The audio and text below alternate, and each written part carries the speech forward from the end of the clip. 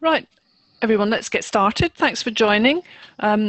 We have David, Mateus and Sam joining us, as well as two panelists. That's myself as the host, then we have Viv Cole and we have Alan Nelson, and I'll introduce them in more detail shortly. I know that the participants are on mute, so I think we'll be using the chat function for you to interact with us and ask questions. I have to apologise that two of our proposed panel have actually had to withdraw because they're unwell, Tony and Kate. Kate had to pull out early this morning. She's been up all night. So I've got all her comments and things, and my plan is to talk to her points as well, so that you have that extra viewpoint anyway.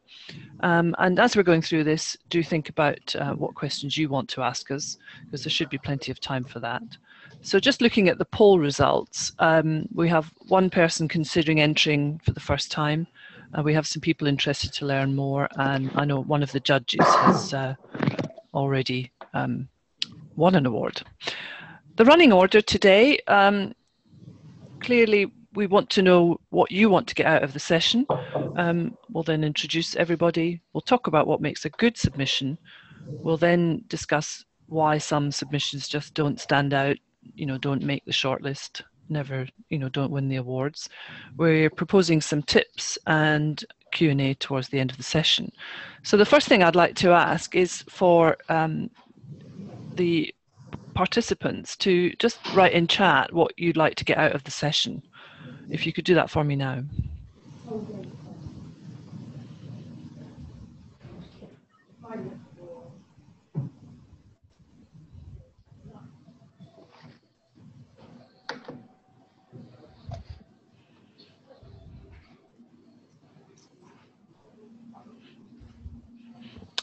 So let's move on then.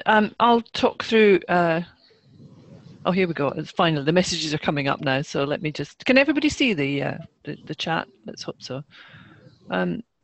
Sam is interested to hear the key attributes of a good submission. So we'll definitely cover that, Sam. And Matthias is coming at it from, what does professional award-winning e-learning look like?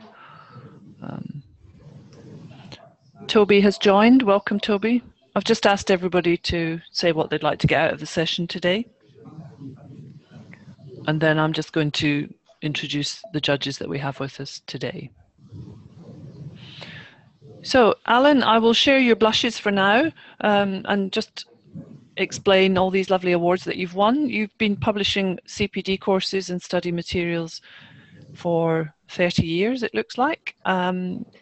Looks like you have a recent interest in using social media to help professionals learn, and you were a director of the eLearning network yourself, and you've been judging the awards since 2011, and as people can see, have won 2 golds and a silver, and I think there was another award earlier on.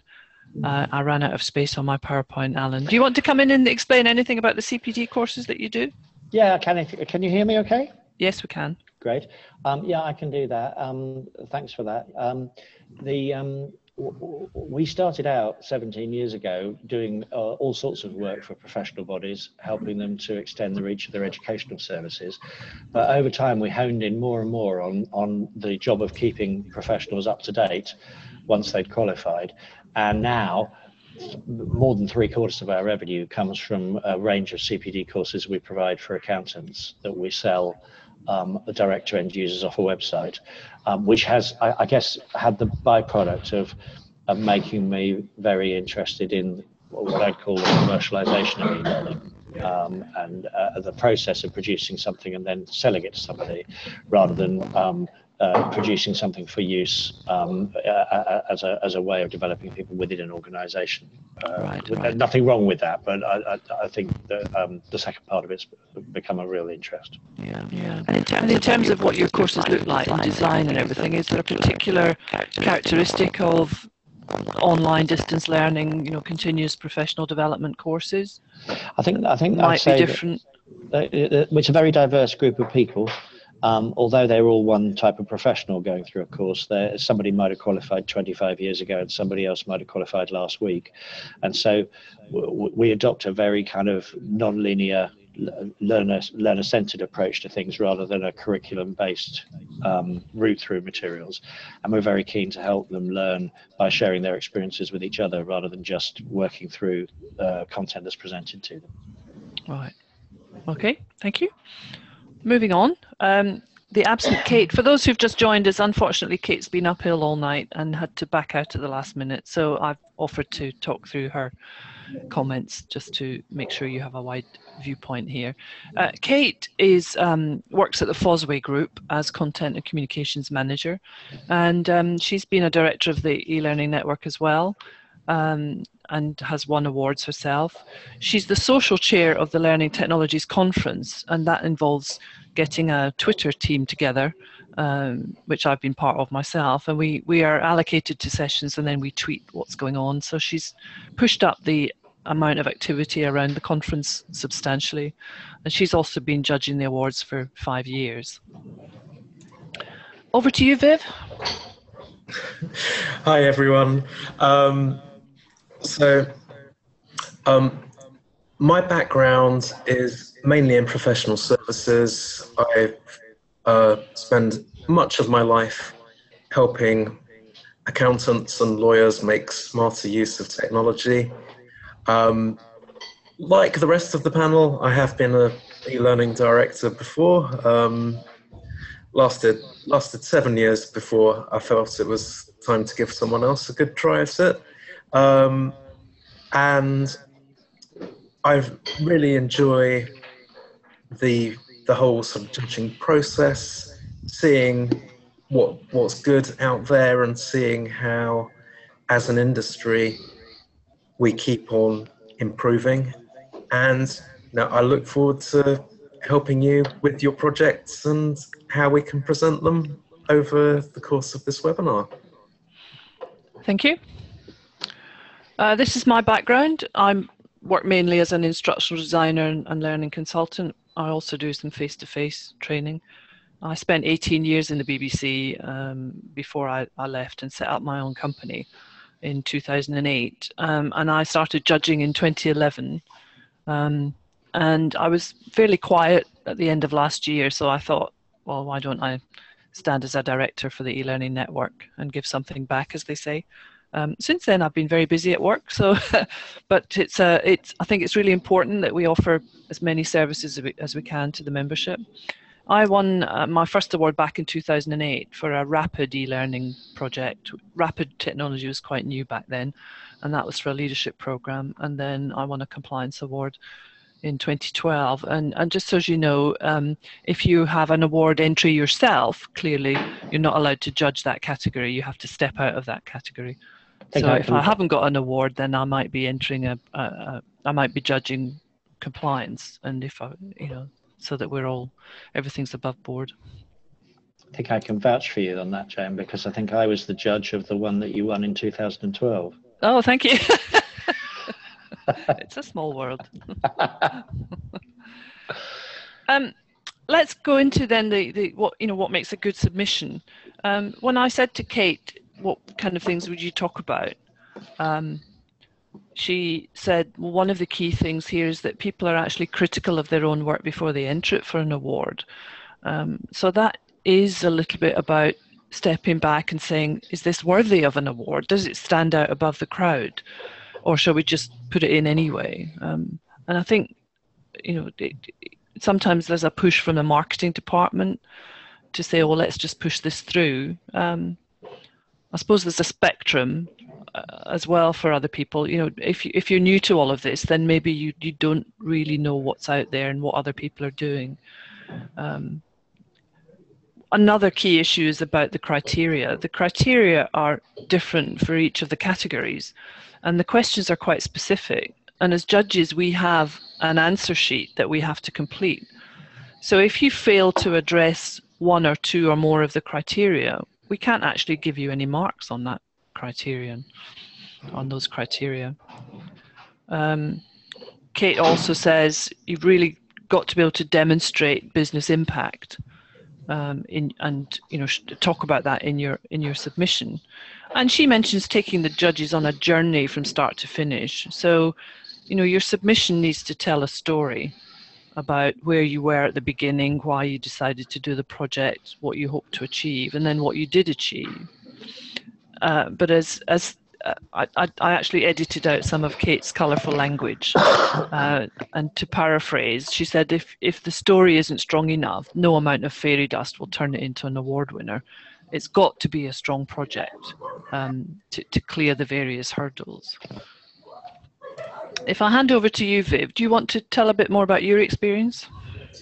Yeah, I mean, I would echo all of Kate's points. So, I mean, the story point is very much about how you take people from start to finish. Particularly when I've been judging the blended learning category, I think it's really important to walk the judges through some of your thought process. So what were some of the design choices that you made? What were some of the trade-offs that you made? And it may be that when you get to the presentation stage, that's a question that the judging panel will have for you, which is, okay, so if you had more budget, what would you have done differently? Or if the learners were more bought in at the beginning, how would that have changed your solution? Okay. Mm-hmm. My third one is in terms of having evidence that behavior has actually shifted, particularly from a compliance standpoint. I'm going to assume that something which has been entered for an award has ticked the boxes. You can tell me that 99% of the target audience has completed the learning, and that's great.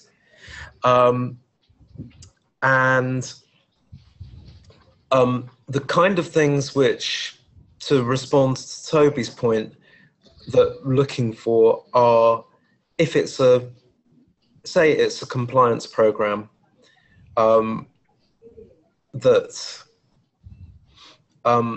some of the business indicators, like if you've got a helpline, that sort of difficult to answer calls have gone up, and easy to answer calls which people shouldn't be phoning the helpline for have gone down. What you should also have in terms of that evidence is, when you're telling the story, is to have a measure of what the baseline is before your program. So I would encourage you that when you're at the beginning of a project, if you've got a hint that this project is going to be a brilliant project that you'll be wanting to enter for an award, then try to get that baseline evidence there and then. Because when you come back to it 9 months later, you probably won't be able to reconstruct it. So that's a very good point. And in fact, I've been on a call this morning, kick-off call this morning, about a new project which involves behaviour change across, the health service. And I think there is evidence out there, but people, especially people who are new to this, they tend to focus very much on the training or learning solution itself, and they don't necessarily look out of the box. So just saying in your story that people have, you've devised this training and people have completed it, is only a very small part of the story, isn't it? Absolutely. So you really got to be thinking beyond that. For the health service, ultimately it's the patient who needs to maybe do something different to improve their lifestyle, say. So could you measure that, or could you track how many people are having a positive conversation with patients to guide them in behaviour change? And it takes you right outside the box of, so many 100 people did the training itself or did the e-learning. Toby says no one ever wants to take a baseline, often because it makes for uncomfortable reading. and I guess that's true, but if you don't know where you're starting from, how do you know that you've actually made a difference? So And that's a tricky one. Yeah, I challenge that a little bit, because most projects have a reason why we're doing them. Mm-hmm. So that information should be available. But yeah, I agree there is a tendency for people to want to rush in and get the project started, rather than say, okay, how are we going to measure success? It might take us right back to some of the underlying issues with learning and development as a profession based on towards maturity. Towards maturity research, it says that, at the top end of the curve, L&D departments are actually talking to the business about what the business needs to do differently. At the other end of the spectrum, L&D professionals are having managers come and say, oh, I need some training on X. Can you do it for me by the end of the month? And that's a very different story. And there you might struggle to actually justify, why are you doing this particular program? So we're looking at, if you look at Kirkpatrick, we're looking at having evidence that's going all the way through to behavior change and impact on performance down the line. And if you have baseline data at the start, then it's going to be much easier to demonstrate impact further down the line. Shall we move on? Please do. So the points I wanted to make were to address every criterion. And actually, if I'm being very honest, do it in the order of the questions that you will see on the Learning Technologies Awards website. And then it's very easy for us to say, right, you've got that one, let's score it now. Okay, move on to the next one. Have you covered it? Yes, you have. Right, what kind of score are we going to give it? It's much harder because we're working under pressure. In some categories, there may be 40 or 50 submissions, which have to be shortlisted to, say, 10 within a few days. And if the judges are having to really search for your response to each of to all the criteria, then it's just harder to score.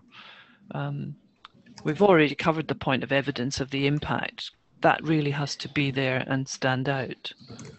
And another bugbear that I have is, it's not always possible, I know, to give the judges access to the e-learning, but it really brings it to life. And often you'll see in a submission that people have just taken a lot of screenshots, but it's very difficult to gauge the interactivity from a series of screenshots. So giving us access to the e-learning is, I think, really helps. Because, I mean, the caveat there is, if it's e-learning that's just page turning, then it actually won't make much of a difference. But if you're putting in a submission saying this is an innovative project, then we want to see some innovative learning design in that project. Toby, thanks for that. If you're worried about the quality, don't bother entering. Yes, that's a very good point. Moving it on then. Alan, you split yours into two. Would you like to talk us through the first part about making the shortlist? Yeah, fine.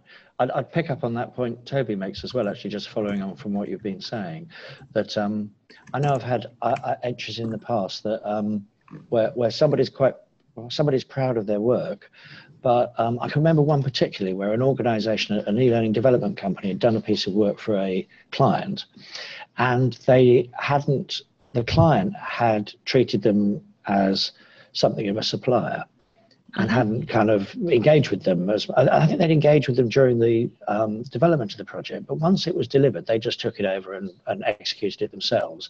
And so the development company, who was proud of their work, submitted it, and they couldn't really provide much evidence of success because all they had were the results of the pilot they'd run. They didn't actually know how many people had used it.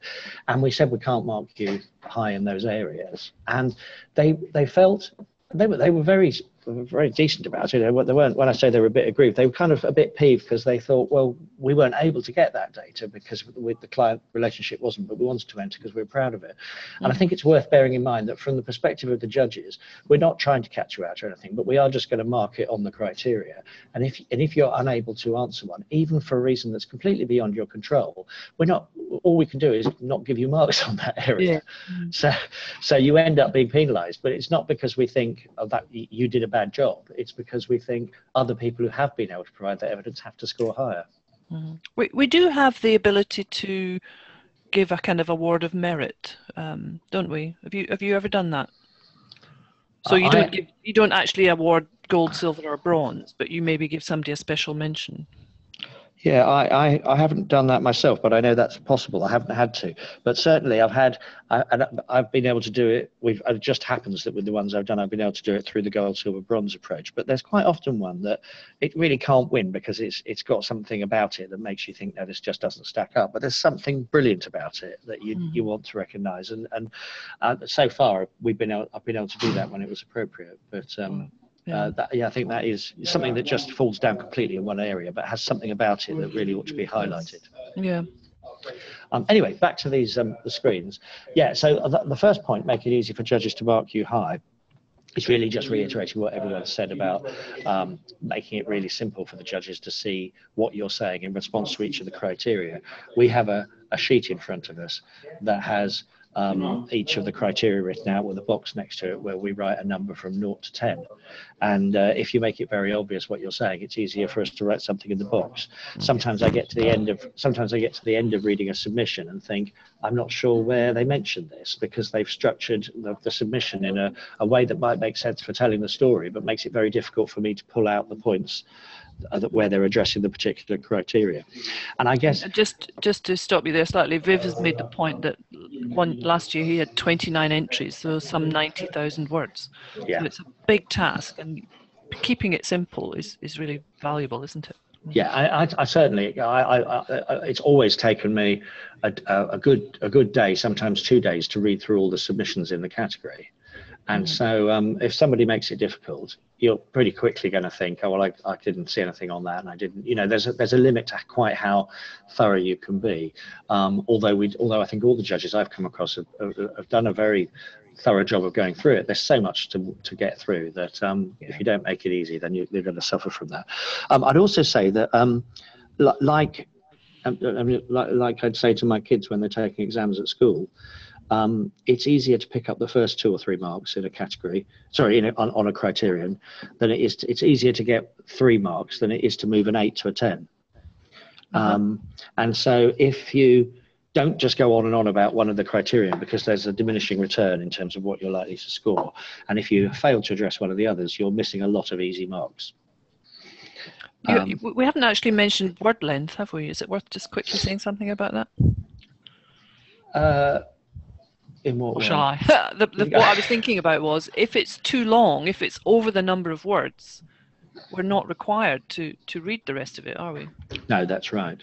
And I've certainly had, I think we had one that we had a discussion about whether to disregard it completely because it had broken the rules, or just to read up to 3,000 words or whatever the allowance was, a bit more than that, and stop reading. But we certainly weren't going to. And I think the judges have to take quite a strict line on that, because certainly as somebody who's written and submitted entries myself, we work really hard to stay within the word count. And there's loads of stuff we'd say if we had another 1,000 words. And so if somebody writes 1,000 words more than they're supposed to, and then it all got read, I'd be quite annoyed, because I'd think, well, if I'd known I could do that, I could have said more. And the judges would be having heart attacks. Yeah, that's absolutely true. So yes, do stick within the word count.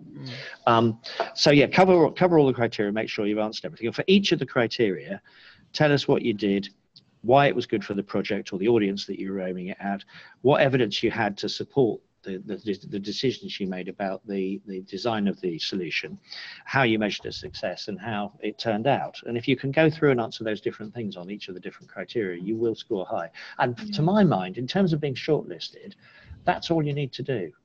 I think something that scores a decent mark on every one of the criteria will get in most categories is likely to get shortlisted. Will get shortlisted. Toby's written in a point about who do we think does the writing of the submissions and who should do it.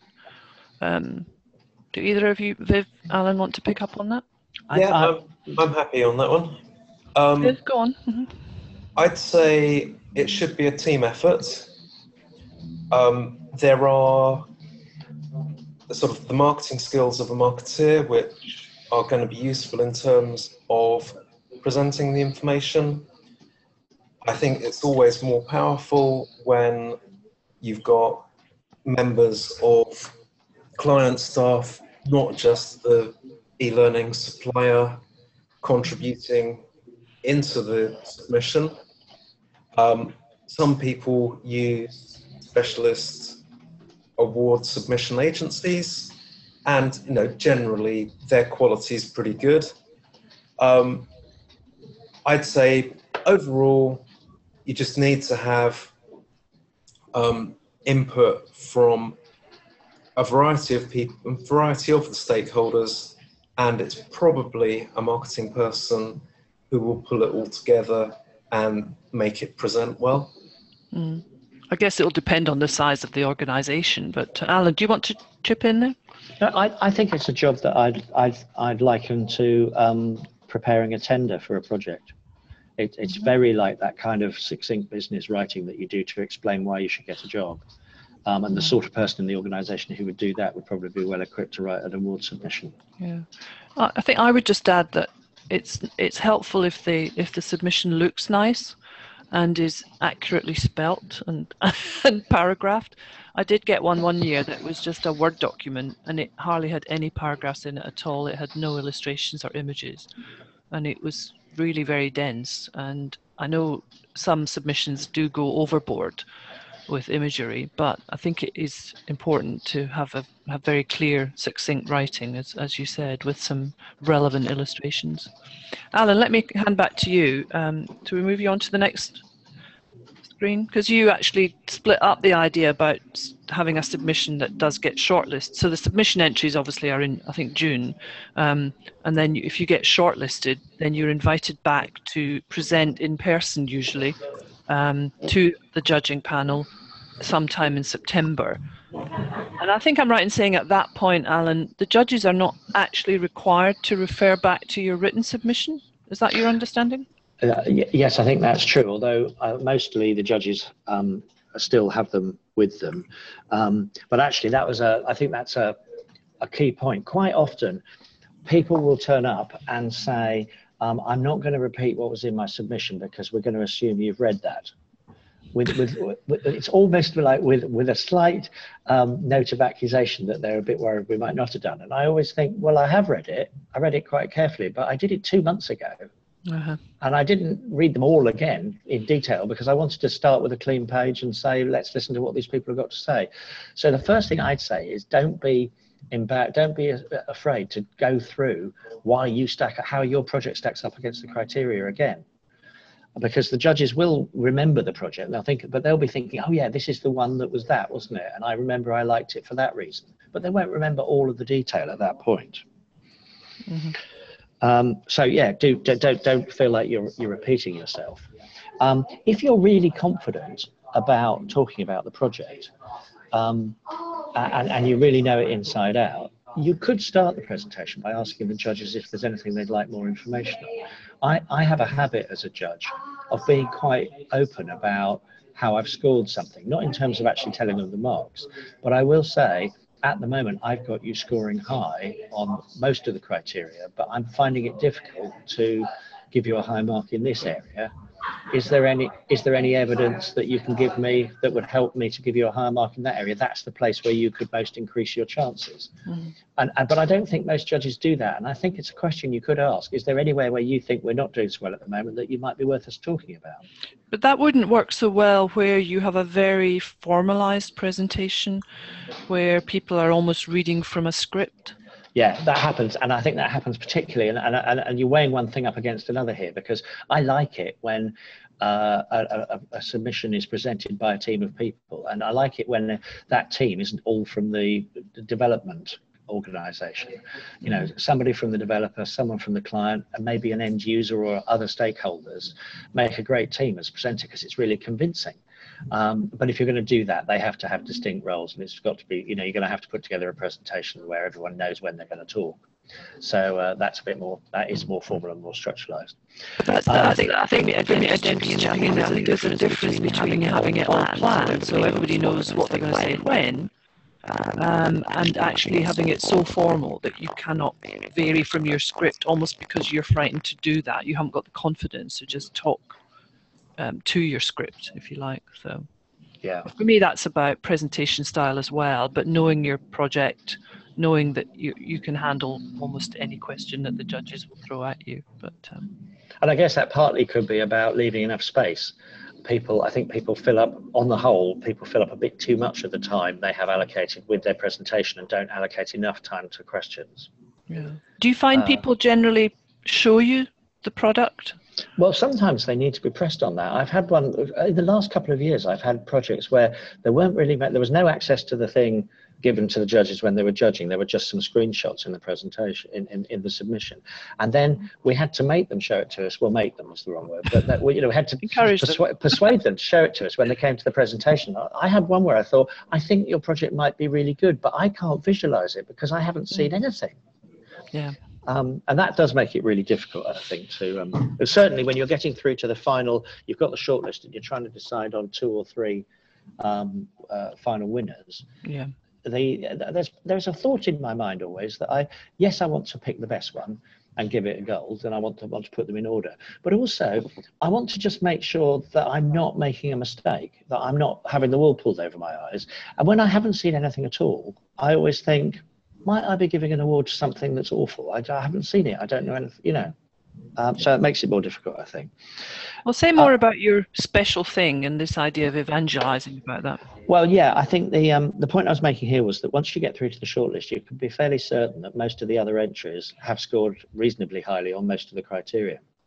And so it's important that you get those, you get ticks in all the right boxes and the judges feel very positively about you, but that might be something the other entries can do as well. And at that point, the thing that marks one out from another is often that it has a special thing. And that might be the sheer scale of it, or it might be that it did something particularly innovative or exciting. A whole bunch of reasons why there might be a special thing. But it's great. The judges are human beings. And if there's a great story around something and they can think that's the one that did this, rather than just, and actually sometimes things do win just by being thoroughly good. And actually I would say that the award we referred to right at the beginning of the session, which the one that you won, Joan, in 2012, it was in a compliance category, and the entries in the compliance category often tend to be, you know, not the most glorious, innovative pieces of learning, but what marked that project out above everything else was the sheer the methodology that they've gone through, incredibly detailed planning and conscientiousness with which the project had been undertaken. And so it was more than just it did well in all the criteria. It was more that everything had been thought about, and it was the guy from Cambridge Silicon, wasn't it? Cambridge Silicon Radio. Yeah, he was just passionate about it in a way that was quite infectious, because you thought, this isn't interesting, but you really care, and that came across. It was an anti-bribery compliance program. Which exactly. I mean, it's, you know. And actually, I'm being facetious. You've slightly paraphrased my. You've softened my words, Joan, on the slide. What I think I actually said when I wrote it to Joan was that I said the final thing is that you need to be. You need to hope that everyone else hasn't attended this webinar or got the right advice, because in the end it is a competition, and in order for you to win, other people have to lose. Yes, true. You're talking about special entries. Did either of you two judge the Lifesaver one a few years ago? Yes. Yeah. Well, I think everybody did, because it was in every category, wasn't it? That might be the year I didn't judge. But just for those who don't know, there was what was it called? It was just called Lifesaver. No. it wasn't called that. I can't remember what it was called there, but it was about giving CPR. Is it CPR? Is that the right phrase? Yeah. So, yeah. And it was a video-based reconstruction of a situation, and it was iPad-based, and you had to move the iPad up and down in the right rhythm in order to, in the same rhythm as you would give CPR. And it was just brilliant. It used the device exactly as it should be and took you through this very compelling dramatic scenario, and actually made you sweat a bit when you were doing it, because you got dragged into the drama of the situation and whether you were going to manage to save the person's life. Yeah. Okay, thanks. And that, as I said, that swept the board, didn't it? Yeah. Yeah. And I think it probably that did meet the criteria. But actually, the reason that wasn't why it won. It won because it was just completely out of left field, and it was totally different to anything I'd ever seen before, and we were all bowled over by it. Yeah. So moving on to why some submissions don't stand out, and when I asked Kate about this, she, as you'll see, there's a bit of overlap here, but she said they're just difficult or impossible to score, because when you're reading through the submission, you just can't really find, you know, the information you need to allocate the score. Another big issue is that they may have been entered too soon. So sometimes we find a submission comes in and the project has been built, so it's been through all the initial stages, but actually it hasn't fully rolled out, or not everyone in the target audience has completed it. So there isn't enough evaluation data to score on all the criteria again. So even if you've got a project that you finished like May this year, or maybe I should say earlier, you know, you might find that this year isn't the year to enter. You need to hold back and do it the following year, when you've got a lot more data that you can be judged upon. And again, that relates to the third point, not having enough results to demonstrate the impact of your project. Submissions which are poorly written, well, that's just a no-brainer. You know, if you can't spell, get somebody to check it. I find that very irritating as well. She mentions external reference points, and I think this is you may have referred to this a little bit already, Alan. You almost need to know what's already going on out there in the field, if you can find that out, because I've certainly had experience where you have a project where somebody thinks what they've done is the bee's knees, it's really innovative.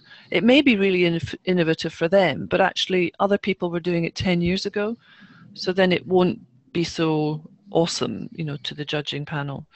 And the final point, we do often see entries that are put into different, you know, the same entry is put into different categories. So it might be a blended learning project, it goes into public service, it goes into something else. Make sure you're going into the right category and tailor that submission to that category.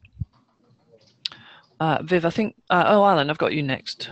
So what do you think submissions tend to lack? Well, only as you've been speaking, Jane, did I realise that when I sent my notes through to you, I actually answered the opposite question. So, but yes, these are the things that I think potentially make someone win. So I guess the obverse of that is that if they don't have these things, they're unlikely to. Yeah. But things can win because they're all around brilliant. Things can win because they have one particular thing about them, which, as I said earlier, could be the sheer size of the project. It could be its novelty. That was true with the Lifesaver project.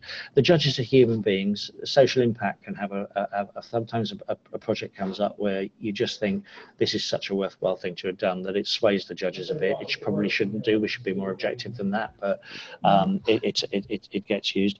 And finally, the people who come in and don't present their project with any passion make it difficult for you to love the project. And so and I know it's difficult when you're doing presentations. Not everybody likes doing that, and some people are more gifted at it than others. But I've seen people communicate passion in quite quiet ways. It doesn't have to be some glorious, big, energetic presentation, but it comes across if somebody really believes that what they've done that is something they're proud of and is worthwhile. And bear in mind that I tend to think that there's a kind of hierarchy of people that the judges trust. So if you can get a real representative learner to come in and say, I've had this problem for years and I've never been able to solve it. I've been on various courses and I've never quite been able to get it, but when I went through this, it changed everything. I'm likely to believe them because they have no Yeah. particular vested interest in saying that. Mhm. If the commissioner, the person who paid for the project, says this is why we did it and this is what it achieved and we're really pleased with it, I'm quite convinced by that, because I don't see why they would do that unless it was true. If the developer says we did this for this client and it was the best thing ever and it changed their world, then I'm not instinctively totally distrustful of them. I'll take that at its word, but I do think, well, it would be great for you if you won an award, you'd get more business, and you are likely to, you're in the business of talking stuff up. So it just, the more people you can get involved that had an impact on the project from different perspectives, the more likely it is to be convincing. And I think just to add to that, you don't have to have these people there in person necessarily. One year when I was judging the submission, the people presenting had actually compiled a short video of a number of different people, from those different backgrounds, and they just played as that, and it was quite powerful. I guess one final thing I'd say is that some things don't succeed, and this is harking back to, I think, a point that came off Kate's first slide, which was about, and Viv talked about, setting a baseline and gathering evidence.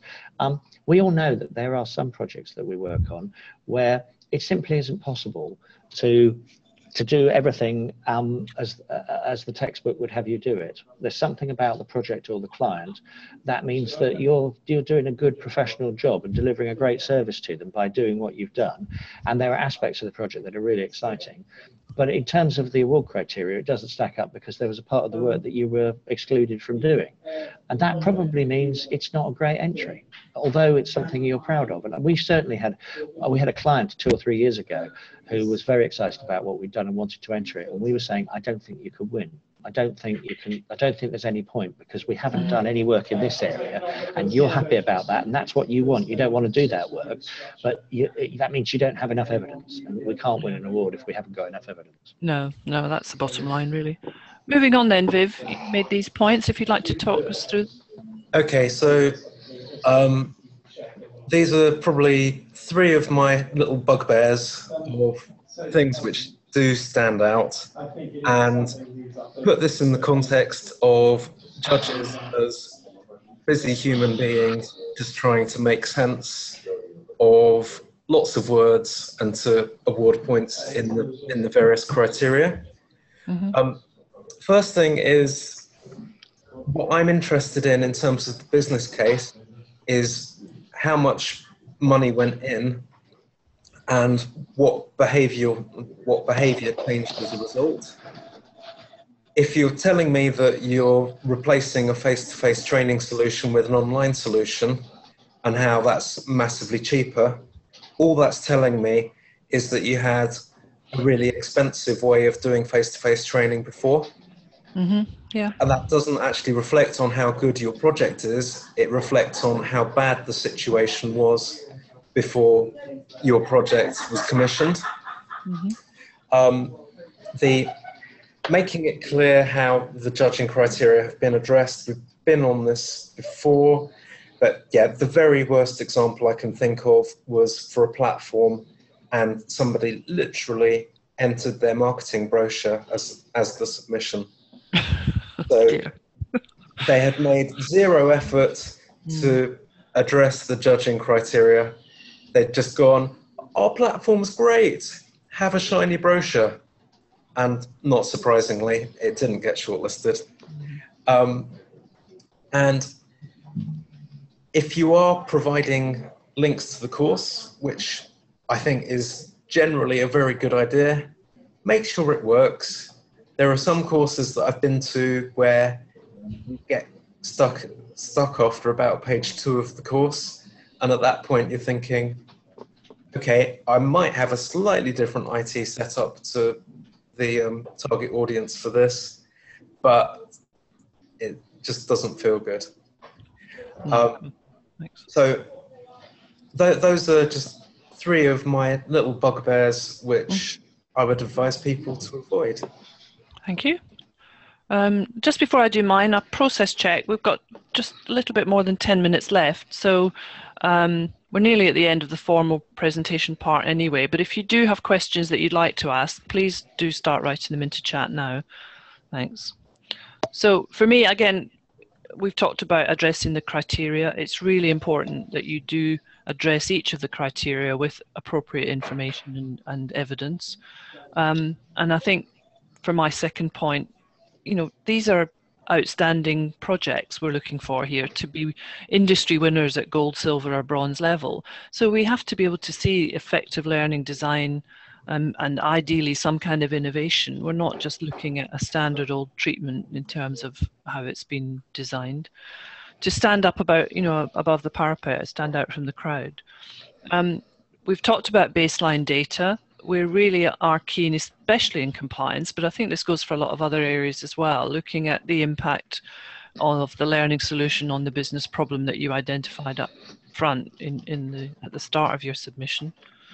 And moving on to think about if you do get shortlisted and you're reaching the presentation stage, if you need to, go and rehearse it before you come and talk to us. You only get 25 minutes.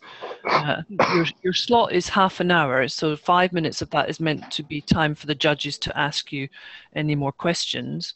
You have to have it very succinct, well organized, well structured, getting your key messages across, and ideally moving it on from the written presentation. So what else have you done in the meantime between submitting in June and coming to see the judges in September? Have you managed to gather any more data about impact, for example, and make sure that you wow the judges when you see them face to face, or the presentations can be done remotely as well. And a situation I've had is where the client did come along with the learning developer, but actually the learning developer was so carried away with what she was saying that the client didn't really get to speak, and that was a shame because, as Alan has said, you really do people like the person who's or the client where they do have a lot of credibility and will add a lot of value to your presentation. Now these are just some tips that I put together. I won't read each one out, I'll let you read those. But I guess my question to Viv and Alan is there anything that you would want to add to this list of tips?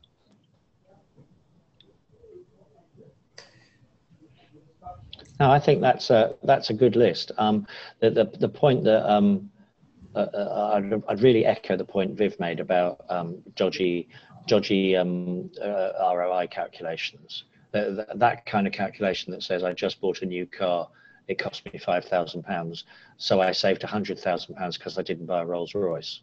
It just has always left me cold. And you wouldn't believe how many people do that.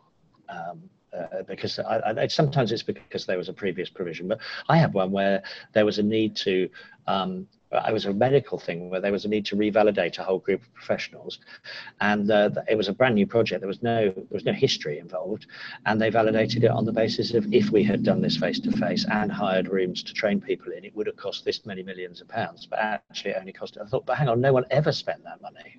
It really was a completely made up alternative scenario that no one was ever going to go down. Mm-hmm. A good point. Anything to add, Viv? Yeah, I'd just say if you're entering an award, make sure you've got a great story and be proud of telling that story. And if you follow the rest of the tips, it will make it easy for judges to give you marks and invite you to come and present. Thank you. Okay. Well, we haven't had any questions added in at this point. So what I can do is just recap the fact that because you've all registered for the webinar, I've got your email. So I will email you out a copy of the slide deck.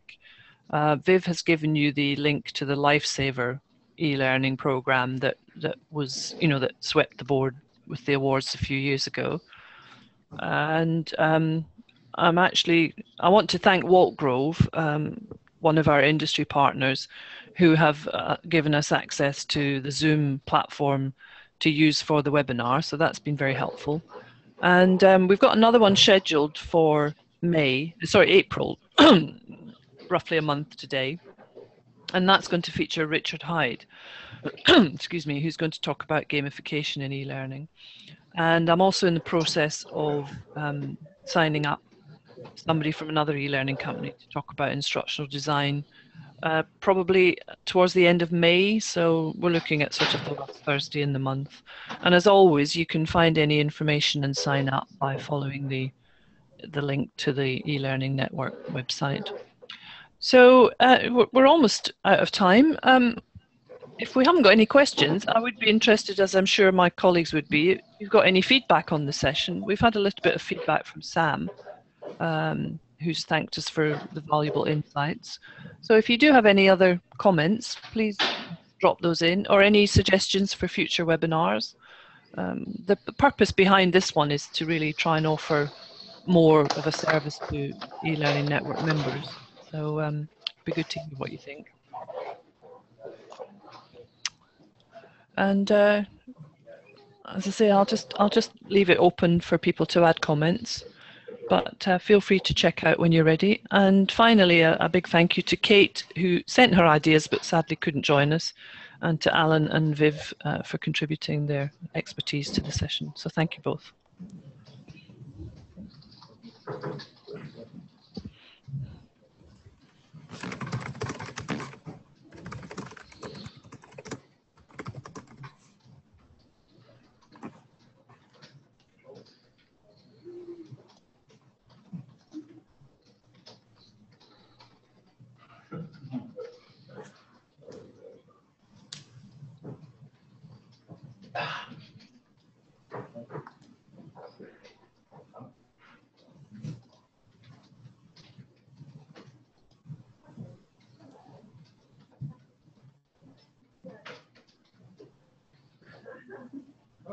No, that's it,